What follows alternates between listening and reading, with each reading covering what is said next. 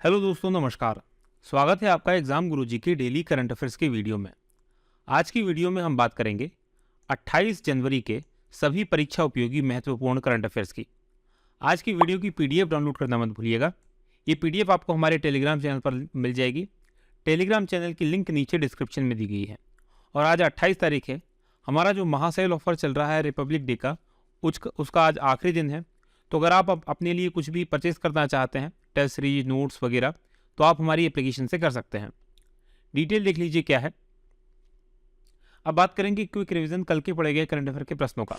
पहला प्रश्न, भारत पर्व कहाँ शुरू हुआ है? तो ये शुरू हुआ है लाल किला नई दिल्ली में। दूसरा प्रश्न, 74वें गणतंत्र दिवस पर पहली बार कौन सी नई स्वदेशी बंदूकों से सलामी दी गई है? तो ये 105 mm इंडियन फील्ड गन्स हैं। तीसरा प्रश्न है, हाल ही में विश्व की पहली कोविड रोधी नासिका वैक्सीन इनकोवेक को जारी किया गया है। इसका निर्माण किसने किया है? तो इसका निर्माण किया है भारत बायोटेक ने। चौथा प्रश्न है कि संयुक्त राष्ट्र ने 2023 में भारत की वृद्धि दर कितने प्रतिशत रहने का अनुमान लगाया है? तो 5.8%। पांचवा प्रश्न है कि वायुसेना ने किस देश की सीमा के पास पूर्वी आकाश अभ्यास किया है? ये चीन के पास किया है। छठवां प्रश्न है, संयुक्त राष्ट्र महासभा के अध्यक्ष का नाम क्या है जो 29 से लेकर 31 जनवरी तक भारत की यात्रा पर रहेंगे? तो इनका नाम साबाक ओरोसी है। सातवां प्रश्न है कि भारत की प्रसार भारती और किस देश के बीच एक दूसरे के कार्यक्रमों को टीवी और रेडियो पर प्रसारित करने के लिए समझौता हुआ है? तो ये भारत और मिस्र के बीच में हुआ है।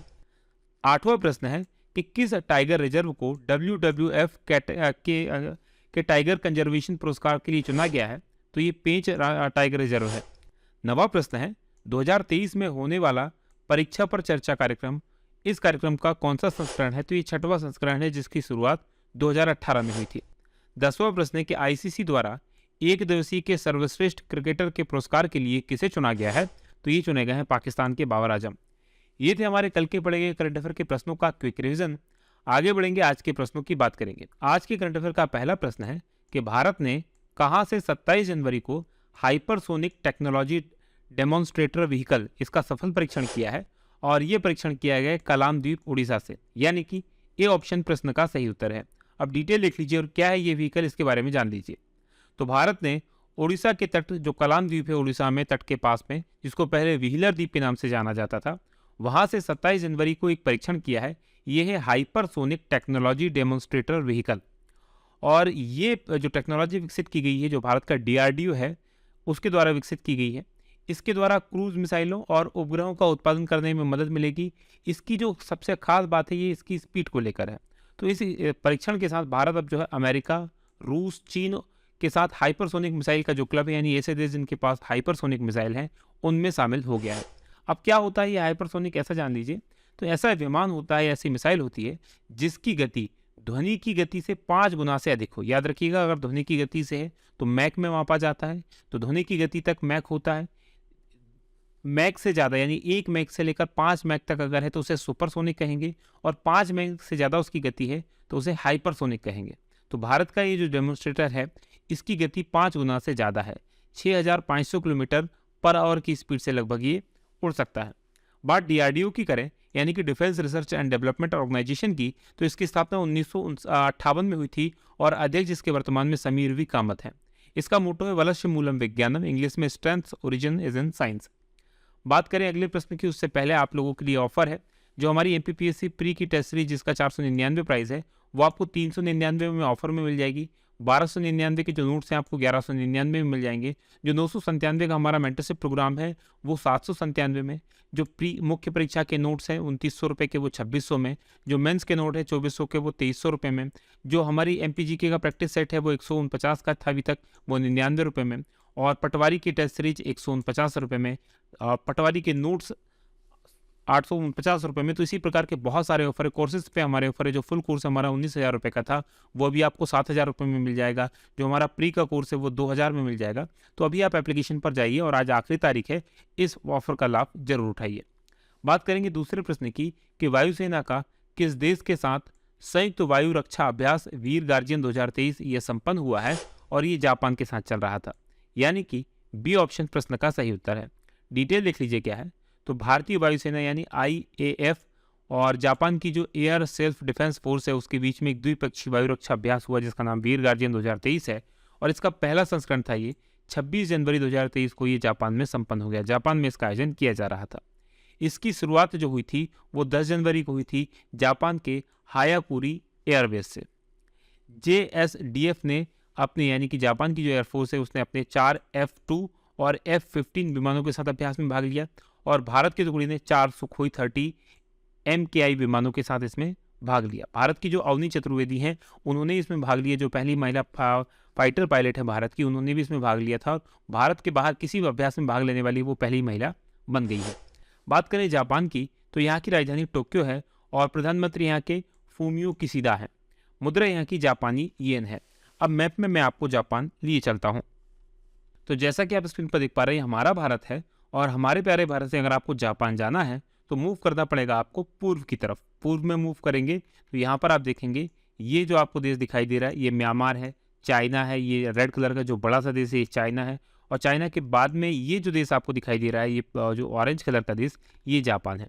यहाँ पर जापान की राजधानी देखेंगे तो ये जो टोक्यो दिखाई दे रहा है ये है जापान की राजधानी। जापान एक द्वीपीय देश है, सबसे पूर्वी देश है और जापान के आसपास देखेंगे तो ऊपर जो है जापान के पास में रूस की सीमा लग जाती है।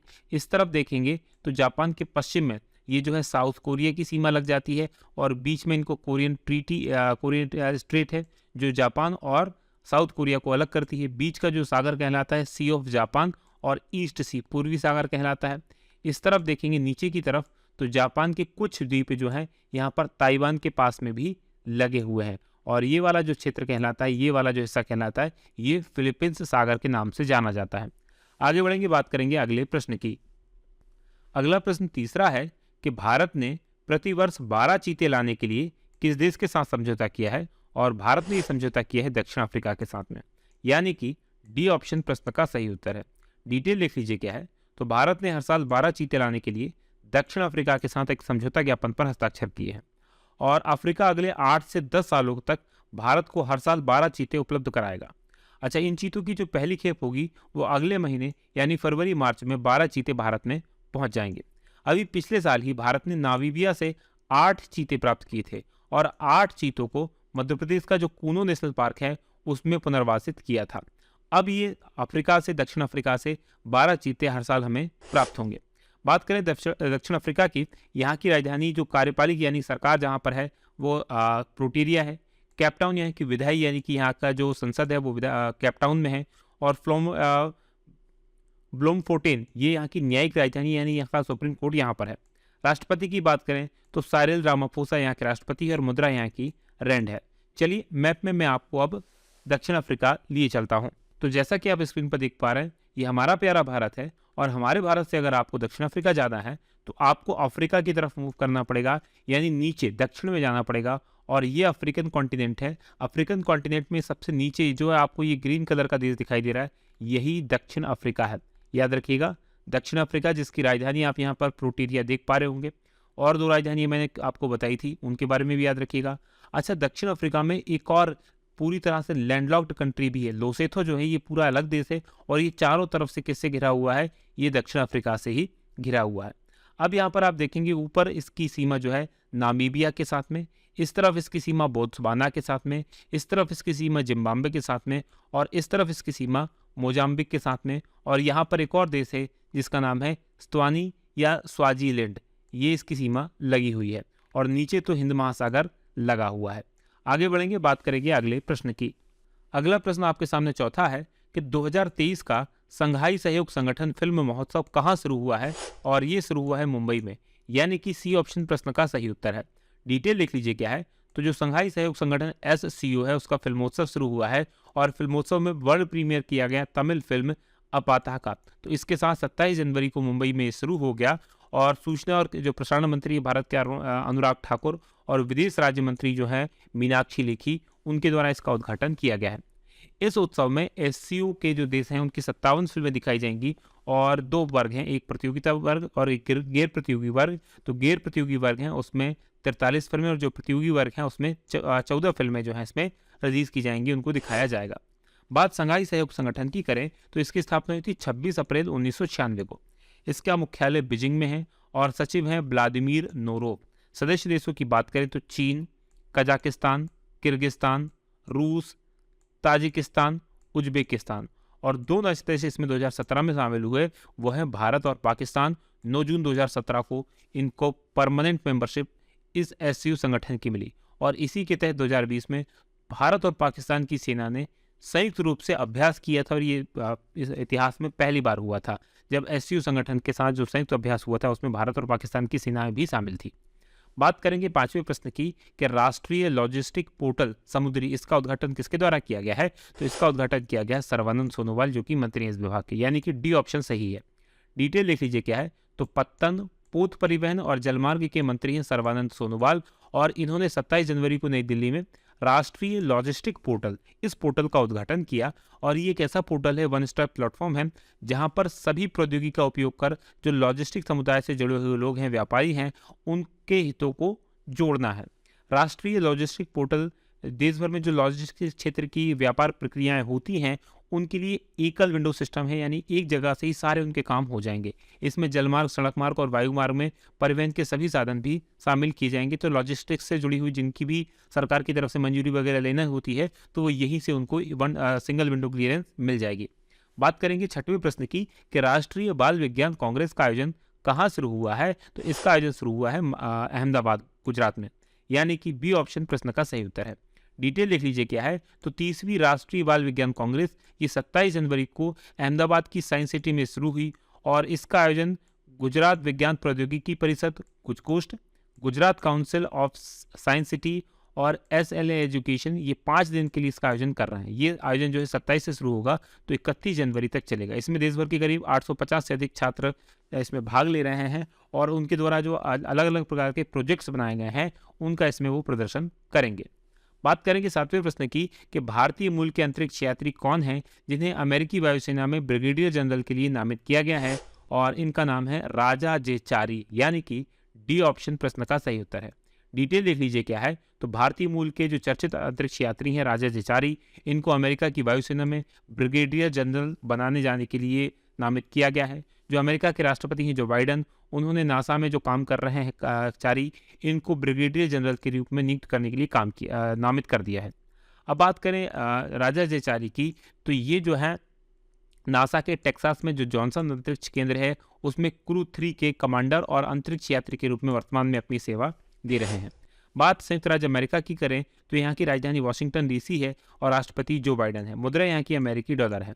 चलिए मैप में मैं आपको अब अमेरिका लिए चलता हूँ। तो जैसा कि आप स्क्रीन पर देख पा रहे हैं, हमारा भारत है, और हमारे भारत से अगर अमेरिका जाना है तो भारत के जस्ट अपोजिट में अमेरिका स्थित है। यहाँ पर देखेंगे ये भारत दिखाई दे रहा है, इसके जस्ट पीछे देखेंगे तो अमेरिका है। तो पूर्व पश्चिम किधर से जाइए, दुनिया गोल है, आप अमेरिका पहुँच जाएंगे। ये जो ब्लू कलर का बड़ा सा देश आपको दिखाई दे रहा है यही अमेरिका है। अमेरिका के ऊपर की जो सीमा लगती है वो कनाडा के साथ में, जो ग्रीन कलर का देश आपको बड़ा सा दिखाई दे रहा है ये कनाडा है। अमेरिका का एक हिस्सा अलास्का है, ये भी अमेरिका का है, जो रसिया से अमेरिका ने खरीदा था। इधर ये जो है ग्रीन कलर का देश ये रशिया है, और इस तरफ का जो ग्रीन कलर का देश है जो राइट हैंड साइड में है वो कनाडा है।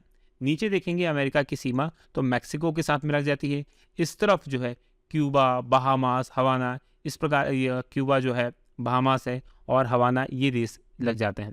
अच्छा, अमेरिका की जो राजधानी है यहाँ पर आप देखिएगा जो कि पूर्वी कोस्ट पे अमेरिका के, वो वाशिंगटन DC है, और न्यूयॉर्क शहर वगैरह सब इस तरफ ही है। आगे बढ़ेंगे, बात करेंगे अगले प्रश्न की। अगला प्रश्न 8वां है कि भारतीय रेल ने किसकी शुरुआत की है जिससे ज़्यादा कंफर्म टिकट सृजित किए जा सकेंगे, और इसका नाम है आइडियल ट्रेन प्रोफाइल, यानी कि ए ऑप्शन प्रश्न का सही उत्तर है। डिटेल लिख लीजिए क्या है, तो भारतीय रेल ने आदर्श ट्रेन प्रोफाइल की शुरुआत की है, और इसके लिए प्रत्येक ट्रेन में जो मांग में उतार चढ़ाव होते हैं उसको नियमित रूप से विश्लेषित किया जाएगा, यानी उसके ऊपर एनालिसिस किया जाएगा, और इसको करने से आरक्षित मेल एक्सप्रेस ट्रेनों की क्षमता बढ़ाई जा सकेगी, उनका उपयोग बढ़ाया जा सकेगा, और आय का सृजन को अधिकतम किया जा सकेगा। मतलब कोई ऐसी ट्रेन है जिसमें मांग ज़्यादा है तो उसमें ज़्यादा डिब्बे जोड़ दी जाएंगी, ज़्यादा बोगी जोड़ दी जाएगी, मांग कम है तो कम बोगी जोड़ दी जाएगी। तो रेलवे की इन हाउस सॉफ्टवेयर शाखा का जो centre for railway information system है CRIS, उसके द्वारा से ये मॉड्यूल जो है विकसित किया गया है, और इससे 5 से 6% तक जो वेटिंग लिस्ट है उसको कम करने में मदद मिलेगी। इस मॉडल का सफलतापूर्वक परीक्षण पूरा होने से जो रेलवे अधिकारियों की उम्मीद है कि यात्रियों को ज़्यादा से ज़्यादा कंफर्म टिकट मिलेंगे, क्योंकि उनको पता होगा कि इस ट्रेन में कितनी मांग रह सकती है, और इससे जो लंबी दूरी की ट्रेन है उनकी आय में 1 साल में 1 करोड़ रुपए तक की बढ़ोतरी हो सकती है। बात करेंगे 90वें प्रश्न की कि आदित्य L1 मिशन के जून या जुलाई में लॉन्च होने की योजना है और ये किसके अध्ययन के लिए या किस ग्रह का अध्ययन करेगा? तो ये तारे का अध्ययन करेगा जो कि हमारा तारा है सूर्य, यानी कि सी ऑप्शन प्रश्न का सही उत्तर है। डिटेल लिख लीजिए क्या है। तो भारतीय अंतरिक्ष अनुसंधान संगठन यानी इसरो द्वारा जून या जुलाई 2023 में आदित्य L1 का जो मिशन है हमारा वो लॉन्च किया जाएगा। और जो इसरो के अध्यक्ष हैं एस सोमनाथ, उन्होंने बताया 26 जनवरी को जो मिशन का विजिबल लाइन एमिशन कोरोनोग्राफ करके एक हमारा जो पेलोड है उसको सौंपा गया था नासा को, इसरो को। उस समारोह में इनको ने तिथि की घोषणा की है कि जून और जुलाई में इसको लॉन्च किया जा सकता है। आदित्य L1 की बात करें तो सूर्य और सूर्य का जो बाहरी परत होती है जिसको कोरोना कहा जाता है उसका ये अध्ययन करने वाला भारत का पहला मिशन होगा और इसका उद्देश्य पृथ्वी और उसके आसपास सूर्य के प्रभाव को समझना होगा, तो इसके लिए लॉन्च किया जाएगा। बात करें 10वें प्रश्न की कि ऑस्ट्रेलिया ओपन की मिक्स्ड डबल्स में सानिया मिर्जा और रोहन बोपन्ना की जोड़ी किस स्थान पर रही है? तो इसने सेकंड पोजीशन हासिल की है, फाइनल में ये हार गए हैं और दूसरे स्थान पर रहे, यानी कि बी ऑप्शन सही है। डिटेल लिख लीजिए क्या है। सानिया मिर्जा और रोहन बोपन्ना की जो भारतीय जोड़ी हैं उसने ऑस्ट्रेलिया ओपन मिक्स्ड डबल में फाइनल में दूसरे स्थान पर रही। मेलबर्न पार्क में खेला गया था। ब्राजील के लुइसा स्टेफनी और राफेल मोटोस की जोड़ी ने इन्हें हराया और पहला ग्रैंड स्लैम इनके द्वारा जीता गया है। बात रोहन बोपन्ना की बात करें तो इनके साथ ये अपना अंतिम ग्रैंड स्लैम खेल रही हैं। सानिया मिर्जा ने ऑस्ट्रेलियन ओपन में अब तक 2 ग्रैंड स्लैम टूर्नामेंट जीते हैं। 2016 में मार्टिना हिंगिस के साथ इन्होंने ऑस्ट्रेलियन ओपन महिला डबल्स का खिताब जीता था और 2009 में महेश भूपति के साथ ऑस्ट्रेलियन ओपन मिक्स्ड डबल का खिताब ये जीत चुकी हैं। तो ये था आज का हमारा पूरा करंट अफेयर का वीडियो। कैसा लगा कमेंट करके जरूर बताइएगा। अब बात करेंगे कल के सवाल की। कल मैंने आपसे प्रश्न पूछा था कि हाल ही में क्रिस हिपकिंस किस देश के नए प्रधानमंत्री घोषित किए गए हैं? तो ये घोषित किए गए हैं न्यूजीलैंड के नए प्रधानमंत्री, यानी कि बी ऑप्शन प्रश्न का सही उत्तर है। आप में से बहुत सारे लोगों ने इस प्रश्न का सही उत्तर दिया था, जिनमें से कुछ शानदार जवाब रहे जिनको यहाँ प्रदर्शित किया जा रहा है। पहला नाम है नीलिमा आर का, इन्होंने काफ़ी अच्छे से काफ़ी डिटेल में इसका उत्तर दिया है। दूसरे हैं सुनील रूप माहौर और तीसरे हैं आयुष मिश्रा। तो आप सभी को बधाई। और आप भी चाहते हैं आपका नाम आपका कमेंट यहाँ पर आए तो वीडियो को ध्यान से अंत तक देखो और अंत में जो प्रश्न पूछा जाता है उसका उत्तर कमेंट बॉक्स में जरूर दो। बात करेंगे आज के सवाल की। आज का हमारा सवाल है कि हाल ही में चराई देव मोइदम्स को यूनेस्को विश्व विरासत स्थल के दर्जे के लिए भारत की तरफ से नामांकित किया गया है। ये किस राज्य में है? तो इनमें से किस राज्य में है कमेंट करके जरूर बताइएगा। ये वीडियो करेंगे यही समाप्त। आप लोगों का बहुत बहुत धन्यवाद। जय हिंद, जय भारत।